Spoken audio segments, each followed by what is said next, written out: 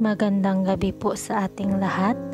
In Psalm 138, King David pours out his heart in praise, hindi lamang sa kabutihan ng Diyos, but because of God's faithfulness and steadfast love.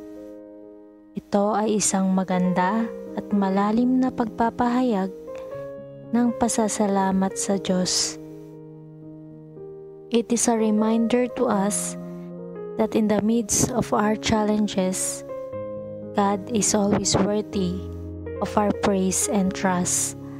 Habang ating pinagninilayan ang awit na ito, naway magising ang ating mga puso upang tumugon ng may pagmamahal at pagtitiwala sa ating Diyos. Tayo po ay manalangin. Panginoon, aming Ama, Diyos na dakila, pinupuri at pinasasalamatan ka namin, Panginoon, sa buong linggong iyong ipinagkaloob sa amin, Panginoon. Salamat, Panginoon, sa iyong pag-ibig, sa iyong pagpapala sa amin, Panginoon. Dinadalangin ko po, Panginoon, na kayo ang siyang manguna sa aming buhay, Panginoon. Kayo ang siyang magbigay, Panginoon, sa amin ng kalakasan, ng wisdom, Panginoon, upang mapurihan at papasalamatan ka namin sa aming buhay, Panginoon. Dinadalangin ko din, Panginoon, na kayo ang siyang manguna, Panginoon, sa araw na ito, Panginoon, na kayo ang siyang magbukas ng aming puso't isipan upang ang iyong mensahe, Panginoon, ay aming mapakinggan at may sabuhay, Panginoon. Ito po ang aming dalangin sa pangalan ni Jesus, aming Panginoon at sariling tagapagligtas. Amen. Pinasimulan ni David ang awit na ito with a declaration of his wholehearted devotion to God. Mababasa sa verse 1 ng Psalm chapter 138, I give you thanks, O Lord, with all my heart. I will sing your praises before the gods. Pinapahayag niya ang lalim ng kanyang pasasalamat sa Diyos. He pours out his heart and soul in praising God, and this reminds us that how often or gaano kadalas nating nilalapitan ang Diyos ng buong puso. Kailan natin huling kinausap ang Diyos at walang pag-aalinlangang magsamba sa Kanya? David praises the Lord not only for who He is, or hindi lamang dahil siya ay Diyos, but for His unfailing love and faithfulness. Sabi nga sa verse 2, I bow before your holy temple as I worship. I praise your name for your unfailing love and faithfulness, for your promises are backed by all the honor of your name. Kinilala ni Haring David na ang lahat ng mabuti sa kanyang buhay ay nagmula sa pagmamahal at katapatan ng Diyos. Ano man ang hinaharap ni Haring David, nauunawaan niyang hindi nagbabago ang pagmamahal ng Diyos at ang kanyang mga pangako ay laging tapat.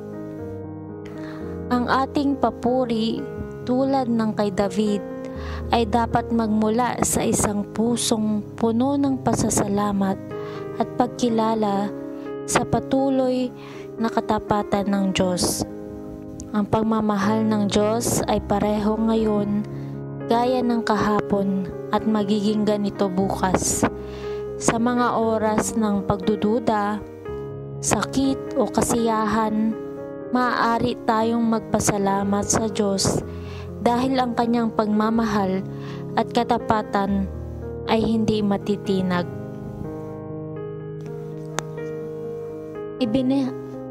Ibinabahagi ni David ang isang personal na patotoo tungkol sa pagtugon ng Diyos sa kanyang mga panalangin. Sabi sa verse 3, "As soon as I pray, you answer me. You encourage me by giving me strength." Hindi lamang pinupuri ni David ang Diyos dahil kung sino siya, kundi pati na rin sa mga bagay na ginawa niya. Tinugon ng Diyos ang kanyang mga hinaing at sa paggawa nito, binigyan niya si David ng lakas ng loob at tibay. Gaano kadalas tayo nananalangin? Hindi umaasa na sasagutin tayo ng Diyos o nawawalan ng pag-asa kapag hindi agad dumarating ang mga sagot. Ngunit malinaw ang patotoo ni David. Ang Diyos ay sumasagot sa ating mga panalangin. At minsan, hindi lamang ang kasagutan na nais natin, kundi ang lakas ng loob at tapang na kailangan natin upang magpatuloy sa landas na itinakda niya para sa atin. Mga kapatid, kapag tayo'y nananalangin, maaari tayong magtiwala na tayo'y naririnig ng Diyos. Siya ay tumutugon sa ating mga pangangailangan. At kahit sa mga oras ng takot o pag-aalinlangan, tayo ay pinalalakas niya. Tandaan natin na ang mga sagot ng Diyos ay hindi lamang tungkol sa paglutas ng ating mga problema, kundi tungkol din sa paghubog ng ating mga puso at pagbibigay ng lakas upang magpatuloy. Sa mga talatang 4-6, idineklara ni David na ang lahat ng mga hari ng mundo ay pupurihin ng Diyos kapag narinig nila ang kanyang salita. Kinikilala ni David ang pinakamataas na kapangyarihan, kadakilaan ng Diyos. Maging ang mga makapangyarihang hari ng mundo ay kailangang kilalanin na ang Diyos ang tunay na pinuno ng lahat ng nilikha. Ngunit ang kadakilaan ng Diyos ay hindi nagpapalayo o nagpapahirap sa Kanya. Sa verse 6 na kasaad dito, "Though the Lord is great, He cares for the humble, but He keeps His distance from the proud." Ang kadakilaan ng Diyos ay hindi tungkol sa pagiging malayo o hindi abot kamay sa ating buhay. Sa halip, sa kanyang pagiging dakila, siya ay lumalapit sa mga mapagpakumbaba at mababa ang loob. Sa ating mundong ito, ang kapangyarihan ay kadalasang nagdudulot ng distansya o kayabangan. Ngunit sa Diyos, ang kanyang kadakilaan ay kalakip ng kanyang awa. Maaari tayong lumapit sa Kanya, anuman ang ating nararamdaman, malaman na tayo ay nakikita Niya, naririnig Niya at inaalagaan Niya. Ang Kanyang pagmamahal ay kasing lapit ng ating mga puso at hindi natin kailangan maging makapangyarihan o mahalaga upang matanggap ito.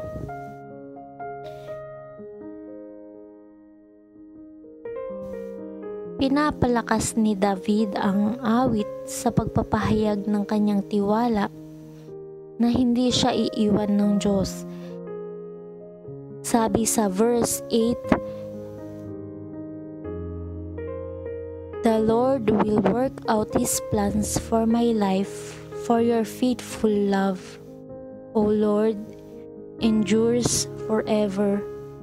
Don't abandon me, for you made me." Si David ay may ganap na tiwala na magpapatuloy ang katapatan ng Diyos kahit sa mga pagsubok na kanyang kinakaharap. Alam niya na anuman ang mangyari, ang pagmamahal ng Diyos ay magtatagal magpakailanman at hindi niya iiwan ang gawain na kanyang sinimulan. Gaya ni David, maaari rin tayong magpahinga sa katiyakan na hindi tayo iiwan ng Diyos sa pinakamabigat na sandali ng ating buhay. Maaaring maramdaman nating tayo ay iniwan, nakalimutan o tinatablan ng takot. Ngunit maaari tayong manalig sa pangako na ang pagmamahal ng Diyos ay magtatagal magpakailanman. Hindi niya tayo iiwan at tapusin niya ang mabuting gawain na kanyang sinimulan sa atin. Ang Psalm 138 ay isang maganda at makapangyarihang pahayag ng kadakilaan ng Diyos. Ang kanyang matapat na pagtugon sa ating mga panalangin at ang kanyang malalim at hindi nagbabagong pagmamahal sa atin. Gaya ni David, tayo rin ay tinatawag na maghandog ng taus-pusong papuri sa Panginoon para sa lahat ng kanyang ginawa at kung sino siya. Sa mga oras ng pakikibaka o tagumpay, tayo ay pinaaalalahanan na ang Diyos ay sumasagot sa ating mga panalangin. Siya ay makapangyarihan at dakila, at ang kanyang pagmamahal sa atin ay hindi magtatapos.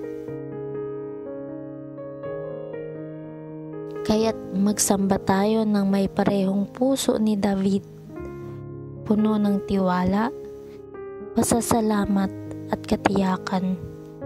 Huwag lamang maging mga salitang papuri, kundi tunay na pag-aalay ng ating mga puso na may kaalaman na ang Diyos ay laging malapit, laging tapat at laging karapat-dapat sa ating pagtitiwala. Amen.